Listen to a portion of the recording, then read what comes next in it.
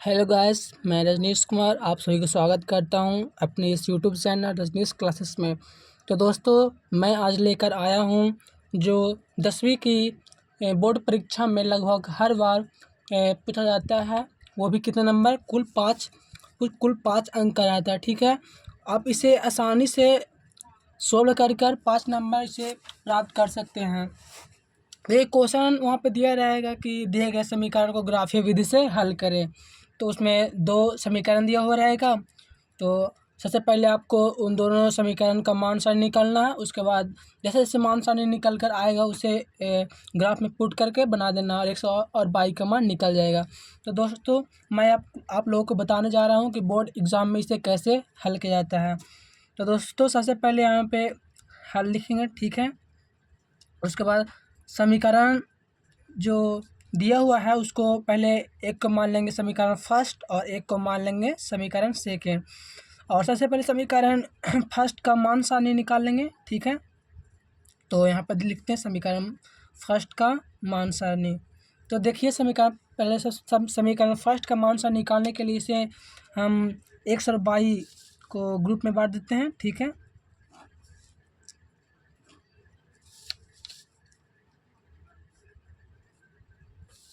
देखिए हम यहाँ पे x और y का मान निकालने के लिए मान सारणी तैयार कर रहे हैं। अब हम यहाँ पे एक में x और एक बॉक्स में y लिख देते हैं। ठीक, अब हम सिंपली क्या करेंगे, 0 यहाँ पे और यहाँ पे 0 पुट कर देंगे। ठीक है, तो देखिए सबसे पहले समीकरण एक में पहले समीकरण लिख दीजिएगा 2x + y = 6। अब देखिए x का मान यहाँ पे कितना है, तो 0। तो हम यहाँ पे x के जगह पे कितना लिख देंगे, 0 का मान पुट कर देते हैं प्लस y बराबर 6। ठीक है, अब 2 को 0 से जब गुना करेंगे तो कितना होगा, 0 ना होगा, 0 प्लस y बराबर 6। अब क्या हो गया, y बराबर 6, तो यहाँ पे लिख देंगे 6। उसके बाद देखिए y बराबर 0, तो y का अब हम y के स्थान पर 0 रखेंगे। ठीक है, तो हो जाएगा 2x + y बराबर 6। तो 2x का 2x लिख देंगे प्लस y के यहाँ पे कितना लिखना है, 0 बराबर 6। अब देखिए यहाँ पे 2x बराबर 6 हो गया। अब देखिए x बराबर क्या हो जाएगा, 6/2। अब 2 तिहाई 6। अब यहाँ पे x का मान 3 निकल कर आ गया, यहाँ पे लिख देते हैं x बराबर 3। उसके बाद देखिए हम समीकरण सेकंड का मान सारणी बनाते हैं। ठीक है, तो लिखते हैं समीकरण 2 का मान सारणी।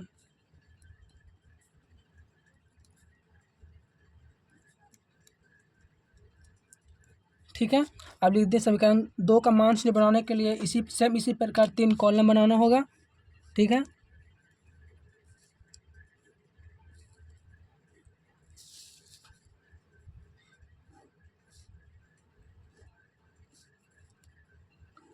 यहाँ पे 3 कॉलम बनकर तैयार हो गया। अब इसमें x लिख देते हैं, एक में y।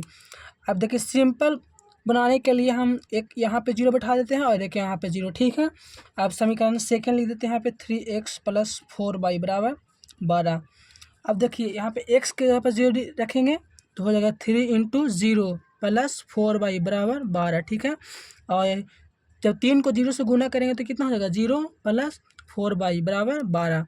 अब 4y बराबर 12 बचा, तो y बराबर क्या हो जाएगा, 12/4 यानी 4 तिहाई 12। y का मान कितना आ गया, 3। तो हम यहाँ पर 3 पुट कर देंगे। ठीक है, उसके बाद अब हम y के जगह पर 0 रखेंगे तो हो जाएगा 3x + 4y = 12। तो 3x का 3x + 4 × y के जगह पे कितना रखना, 0। तो यहाँ पे 0 रख दिए बराबर 12। हो जाएगा 3x + 0 बराबर 12, यानी 3x बराबर क्या हो जाएगा, 12। तो x बराबर, इसलिए x बराबर 12/3 यानी 3 × 12, x बराबर 4। अब यहाँ पे 4 ही देंगे। अब हम इसको जो मान सारणी आया इसको हम अब ग्राफ पर प्रदर्शित करके और फिर बना देंगे, x और y का मान निकल जाएगा। तो देखिए अब हम x और y का मान अपने ग्राफ पर बनाते हैं। ठीक है, तो दोस्तों जैसा कि आप लोग देख रहे हैं कि हमारा x और y का मान अब यहाँ पे पुट करेंगे और ग्राफ को बनाकर क्लियर करेंगे और 5 नंबर आसानी से उठा लेंगे। तो देखिए यहाँ पे सबसे पहले x का मान कितना है, 0।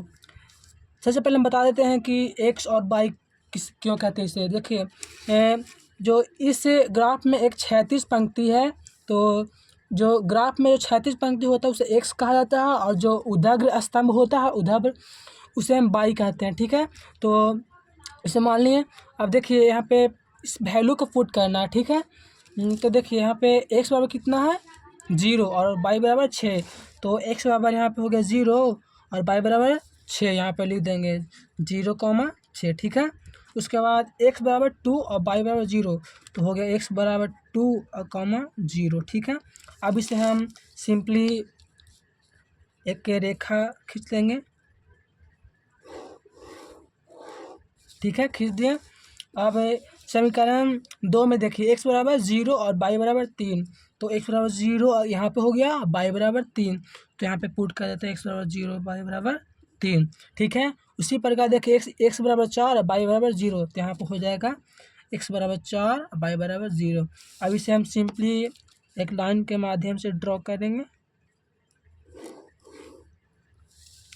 तो देखिए जो हमारा यहाँ पे ये दोनों लाइन का जो बिंदु मिलता है उसी मतलब वहाँ पर ही एक्स और वाई का मान निकल जाता है। तो देखिए इसका सामने आया और ये इसके सामने, ठीक है। अब कितना हो जाएगा, पहले हम यहाँ पे एक्स का मान लिखेंगे तो ये हो जाएगा 1.5, ठीक है, जहाँ कटान बिंदु।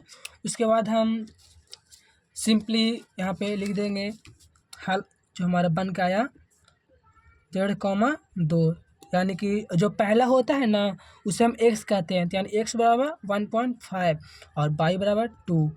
अब इसे हम सिंपली आंसर ऐसे कर सकते हैं, आंसर लिख देंगे, तो आपका बोर्ड एग्ज़ाम में कुल 5 अंक मिल जाएगा, ठीक है।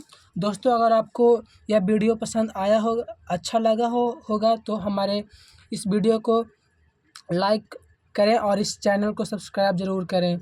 तो धन्यवाद, मिलता हूँ अगले वीडियो के साथ। जय हिंद, जय भारत।